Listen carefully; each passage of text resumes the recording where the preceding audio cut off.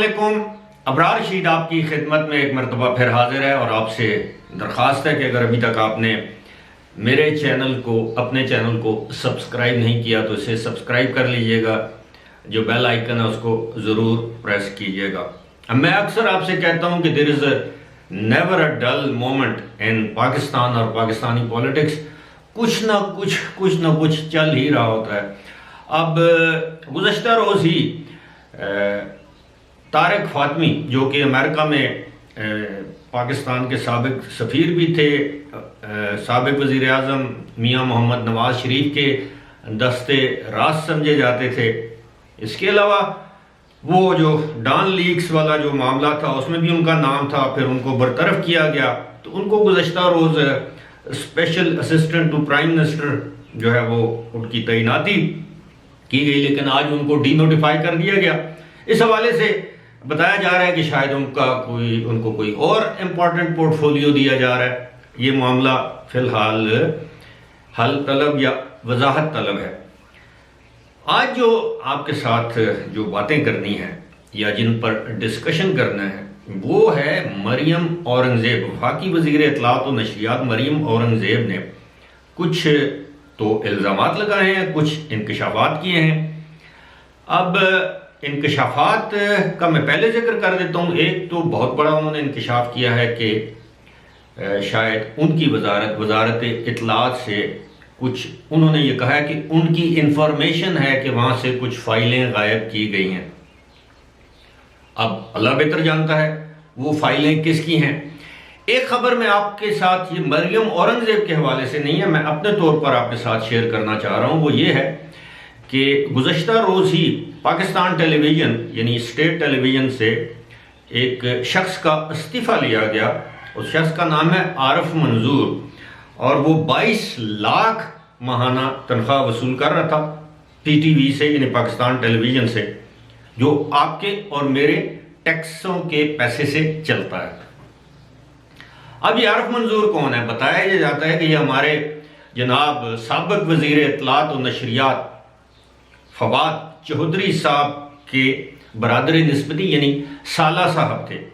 اب آپ اندازہ کیجئے سالے کو 22 لاکھ روپے مہینے پر نوکری پر رکھا گیا بغیر کسی تشہیر، بغیر کسی میرٹ، بغیر کسی قانونی یا ضابطے کی کارروائی پوری کیے ہوئے. تو یہ کچھ ہوتا رہا ریاست مدینہ میں اور بھاشن دیتے ہیں وہ اخلاقیات کے، اور اپنے سالے پر اتنی زیادہ کرم نوازی کہ 22 لاکھ روپے مہینہ آپ نے اس کو نوکری دی. پتہ نہیں اس کی کوالیفیکیشن ہے نہیں ہے، اس قابل اہل ہے نہیں ہے. اب آپ اندازہ کیجئے 22 لاکھ روپے. اتنی وزیر اعظم کی فواد چودھری کی اپنی تنخواہ نہیں ہوگی. خیر ان کو تنخواہوں کی ضرورت بھی نہیں ہے. اچھا جناب، اب انہوں نے پھر کچھ انکشافات کیے ہیں سابق خاتون اول کے حوالے سے کہ ان کا جو ایف بی آر میں جو ریکارڈ ہے اس ریکارڈ میں خاتون اول کے نام کے ساتھ ان کے سابق شوہر کا نام ابھی تک چل رہا ہے. یہ میں نہیں کہہ رہا، یہ مریم اورنگزیب وفاقی وزیر اطلاعات نے آج اسلام آباد میں ایک پریس کانفرنس کے دوران یہ انکشاف کیا ہے کہ ایف بی آر کے ریکارڈ کے مطابق یہ جو توشہ خانہ والا جو معاملہ چل رہا ہے اور اس حوالے سے انہوں نے کہا جی کہ ان کے نام کے ساتھ ابھی تک جو نام چل رہا ہے وہ ان کے سابقہ شوہر کا ہے. یعنی ان کے نام کے ساتھ ابھی تک بشرا عمران نہیں لکھا گیا. ان ادر ورڈز انہوں نے یہ کہا ہے. میرا خیال ہے نام سے کیا فرق پڑتا ہے، لیکن یہ ہے کہ ساتھ ہی انہوں نے یہ کہا کہ اب آہستہ آہستہ چیزیں تشت از بام ہو رہی ہیں. ذرا اردو ملاحظہ کیجئے، ثقیل قسم کی اردو. بہرحال یہ مریم اورنگزیب نے نہیں کہا، لیکن آہستہ آہستہ جو چیزیں کھل رہی ہیں وہ بتایا یہ گیا ہے کہ جناب یہ جو توشہ خانے والا جو معاملہ ہے یہ تو صرف ایک گھڑی جو ہے وہ 18 کروڑ روپے کی بکی ہے. باقی تو ابھی تحقیقات کی جا رہی ہیں اور بہت سے ثبوت ہاتھ لگ بھی چکے ہیں.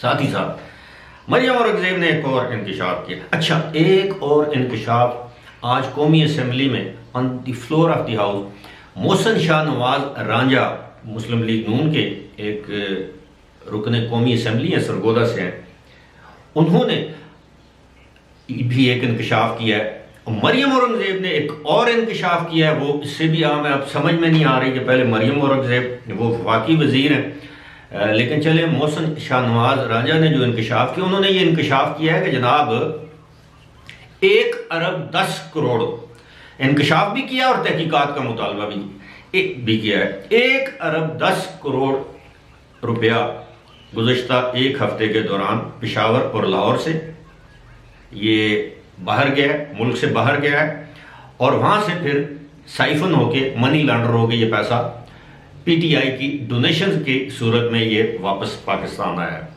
محسن شاہ نواز رانجھا نے یہ الزام لگایا ہے کہ یہ خیبر پختونخوا میں ٹھیکیداروں کا جو کمیشن بنتا تھا، یہ وہ کمیشن کک بیکس جو ہیں وہ بیرون ممالک بھجوائی گئی اور وہاں سے چندے کی صورت میں پی ٹی آئی کے احتیاط کی صورت میں پاکستان واپس یہ پیسہ بھیجا گیا۔ اس کی تحقیقات ہونی چاہیے، بالکل تحقیقات ہونی چاہیے۔ تحقیقاتی ادارے اب حکومت کے پاس ہیں، ایف آئی اے ہے، ایف بی آر ہے، اسٹیٹ بینک تو چلیں آزاد ادارہ ہے، لیکن اس کو بھی پوچھنا چاہیے کہ کس اکاؤنٹ سے کتنی تعداد مقدار میں اماؤنٹ میں پیسے پاکستان آئے ہیں، ان کا منبع کیا تھا، کہاں سے گئے، کس نے دیے۔ ویسے بھی الیکشن کمیشن میں تو ایک کیس چل رہا ہے۔ اب جناب جو سب سے بڑا انکشاف کیا ہے وہ کیا ہے مریم اورنگزیب نے کہ جناب بنی گالہ سے وزیر اعظم ہاؤس تک ہمارے سابق وزیر اعظم جناب عمران خان صاحب یہ الیکشن جیتنے سے پہلے یا اقتدار میں آنے سے پہلے یہ کہتے تھے کہ میں سائیکل استعمال کروں گا جس طرح یورپ کے وزرائے اعظم سائیکل استعمال کرتے ہیں۔ بہرحال مریم اورنگزیب کے مطابق جتنا عرصہ وہ اقتدار میں رہے بطور وزیر اعلیٰ تو بنی گالہ سے وزیر اعظم ہاؤس تک وہ ہیلی کاپٹر استعمال کرتے رہے، اور اس دوران 98 کروڑ روپیہ اس پر اخراجات ہوئے۔ 98 کروڑ روپیہ سے مراد یہ ہے کہ 1 ارب روپے سے 2 کروڑ روپیہ کم۔ اب میں کیا بولوں 98 کروڑ روپیہ اگر وہ گاڑیوں کے جلوس میں آتے تو کتنا پیسہ لگتا، یہ اس حوالے سے تو میں کچھ نہیں بتا سکتا، لیکن آبویسلی یہ بہت بڑی اماؤنٹ ہے۔ اور پھر ایک ایسا شخص جو سادگی کا پرچار کرتا ہو، جو یہ دعویٰ کرتا ہو کہ وہ ریاست مدینہ میں ہے، اور جو قدم قدم پہ خلفائے راشدین اور قدم قدم پہ صحابہ کرام کی مثالیں دیتا ہو، اب سمجھ میں نہیں آتا۔ لیکن ایک چیز میں آپ کو بتا دوں کہ مریم اورنگزیب نے یہ کہا ہے اپنی پریس کانفرنس میں کہ جناب انہوں نے جو توشہ خانہ سے تحفے بھی خریدے ہیں تو اس کی منی ٹریل وہ نہیں دے سکتے کہ ان کی آمدن کے ذریعے کیا تھے، ذرائع کیا تھے، کہاں سے وہ پیسے لائے، کہاں پہ فروخت کیے، یہ سارا کچھ ان کو بتانا پڑے گا۔ اور ایک اور امپورٹنٹ چیز انہوں نے کہا کہ انہوں نے اپنی 42 سالہ شاید انہوں نے کہا ہے کہ زندگی میں، یعنی جب سے انہوں نے کرکٹ شروع کی اور یہ سارا معاملہ سیاست کرکٹ وٹ ایور، تو کہتے ہیں کہ اس دوران انہوں نے اتنا پیسہ نہیں کمایا، یعنی ان کی وہ گزشتہ 40 سال کی زندگی کا پیسہ ایک طرف، اور انہوں نے کہا کہ جتنا پیسہ یا اس سے زیادہ پیسہ انہوں نے اپنے دور اقتدار میں کمایا، لیکن ایک پائی کا حساب دینا پڑے گا۔ کون لے گا حساب؟ کیا آپ کے پاس ثبوت ہیں، یا وہی کام ہوگا جو عمران خان نے آپ کے ساتھ کیا تھا آپ ان کے ساتھ کریں گے؟ یہ تو وقت بتائے گا۔ بہرحال مجھے دیجیے اجازت، خدا حافظ۔